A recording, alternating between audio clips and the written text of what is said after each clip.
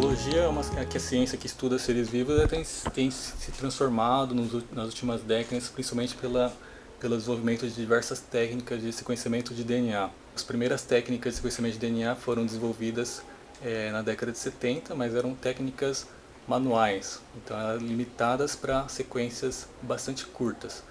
E a partir aí dos anos seguintes, sequenciadores automáticos de DNA foram desenvolvidos, com isso sequências mais longas passaram a ser sequenciadas.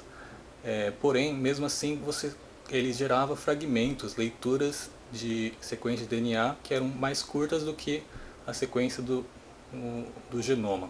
Então, na década de 90, se deu início ao projeto do genoma humano, que consumiu cerca de 3 bilhões de dólares ao longo de cerca de 14 anos.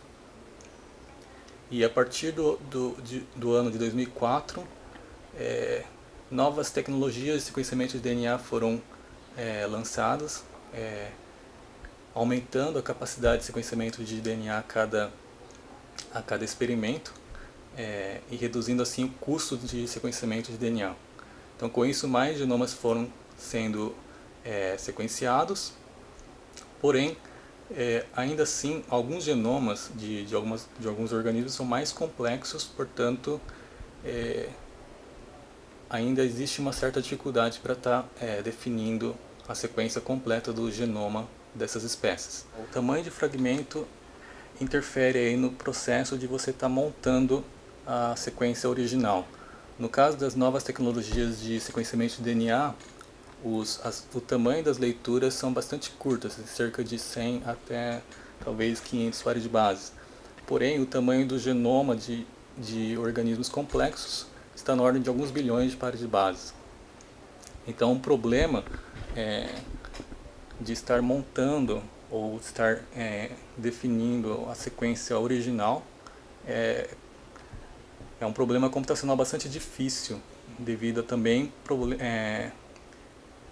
a existência de sequências repetitivas na sequência do genoma, o que torna a resolução desse problema praticamente impossível com as tecnologias atuais.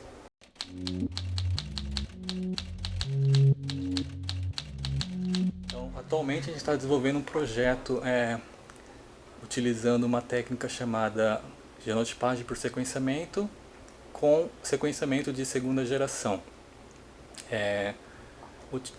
com o objetivo de estar identificando variações genéticas dentro de uma população de centenas de indivíduos de cana-de-açúcar.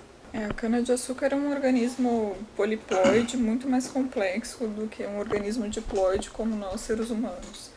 Nós temos em torno de 46 pares de cromossomos e a cana-de-açúcar tem em torno de 120 pares de cromossomos. Enquanto nós temos para cada cromossomo nosso 2 cópias, a cana pode ter de 8 a 14 cópias de cada cromossomo. Então isso dificulta muito o processo de sequenciamento, né, e obter o genoma total da espécie. Então ela é tida hoje como uma planta, né, economicamente importante para o país, mas que ainda não tem o seu genoma totalmente sequenciado. Então nós temos muitas dificuldades, né, de entender a genética da cana, de como funciona, e isso interfere muito no melhoramento genético da espécie, né. Nosso objetivo agora é a gente auxiliar os programas de melhoramento genético da espécie. Então a gente está trabalhando com uma população de mapeamento, que nada mais é então que a gente tem um cruzamento entre um pai, um genótipo que é o pai, o genótipo que é a mãe, que a gente sabe como eles são geneticamente, e quais são as características fenotípicas, ou seja, quais são as características que eles expressam no campo. Qual o teor de sacarose deles, o teor de fibra, e desses 2 indivíduos, então, eles foram cruzados e geraram uma população de mapeamento, que a gente chama que são vários indivíduos. Então, nós estamos estudando esses indivíduos através dessa técnica, que é conhecida como genotipagem por sequenciamento, ou GBS, com a intenção, então, de identificar várias variações alélicas, que são marcadores moleculares, chamados SNPs, para a gente identificar, então, entre os vários indivíduos essas variações alélicas. E, a partir disso, correlacionar essas variações que a gente encontra a nível de DNA com as variações que a gente encontra no campo.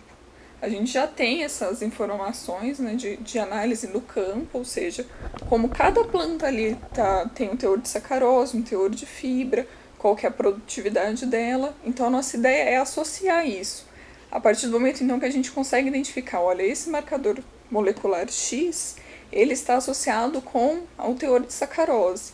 Isso faz com que o que? Na prática, para o melhoramento genético, a gente consiga selecionar os indivíduos num estágio bem inicial do desenvolvimento. E isso a gente pode então pular muitas etapas do melhoramento, que hoje em dia demora de 10 a 15 anos para uma planta desde o cruzamento até ela virar uma variedade comercial. Então isso a gente conseguiria diminuir esse período.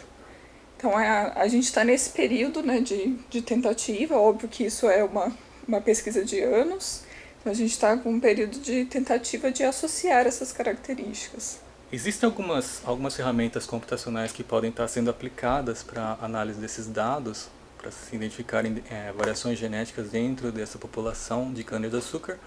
Porém, a cana-de-açúcar, por ser aí uma espécie que não possui ainda uma sequência genômica completa, conhecida, então isso dificulta o processo de estar analisando esses dados. Então, um outro objetivo nosso é estar desenvolvendo metodologia computacional para se analisar esses dados e identificar as variações genéticas dentro desse conjunto de dados.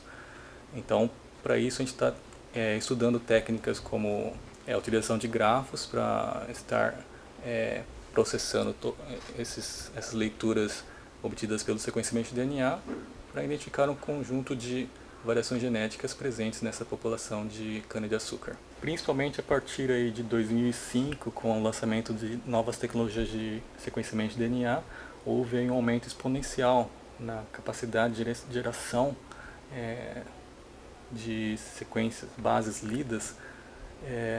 Com isso, houve também uma redução drástica no custo para se sequenciar, por exemplo, um genoma humano, né? Então, atualmente, o custo já chega a quase $1.000 por genoma humano, enquanto que em 2001 esse custo estava na ordem de $100 milhões. Tá? Com o desenvolvimento de novas tecnologias também demandou o desenvolvimento de novas metodologias computacionais para estar analisando dados de diferentes características, né, e com um volume muito maior de informações. Uma vez que basta você conseguir isolar lá o organismo e sequenciar o genoma dele, né? E com as ferramentas existentes você consegue estar determinando a sequência completa ou próxima à completa, né? No caso, essa técnica, que também é uma técnica nova, né, de genotipagem por sequenciamento, ela cria representações reduzidas desses genomas. Então, com isso, você não está sequenciando os genomas completos de todos os indivíduos nessa população. Então, você não ataca o problema por completo, né? Você ataca partes dos genomas de cada um desses indivíduos para que você encontre as variações de interesse. É uma maneira da gente simplificar um pouco esse genoma tão complexo para a gente conseguir começar a entender ele. Cada vez mais a gente está aumentando o nosso conhecimento sobre o genoma da espécie e a nossa ideia, né, final, como um grupo como um todo, que envolve várias universidades, é sim conseguir obter, né, o genoma completo da cana. No caso da cana-de-açúcar, duas aplicações mais diretas são em relação à produção de açúcar e etanol, né, que são dois produtos bastante importantes para a economia do país, para a economia do Brasil. Por causa do etanol, a cana-de-açúcar hoje em dia ela tem um foco diferencial na pesquisa, né? Então cresceu bastante. Como vamos investir então num produto, né, que é nacional, que nós temos uma grande capacidade, e então isso incentivou muito o desenvolvimento da pesquisa com a cana-de-açúcar. Mas a identificação de variações genéticas pode estar sendo aplicado para outros objetivos, por exemplo, como identificação de mutações que alteram algum fenótipo relacionado, por exemplo, ao surgimento de uma doença, né? Então, as tecnologias, os métodos computacionais que nós desenvolvemos podem também estar sendo aplicado para outras finalidades, não apenas aplicado para dados de cana-de-açúcar.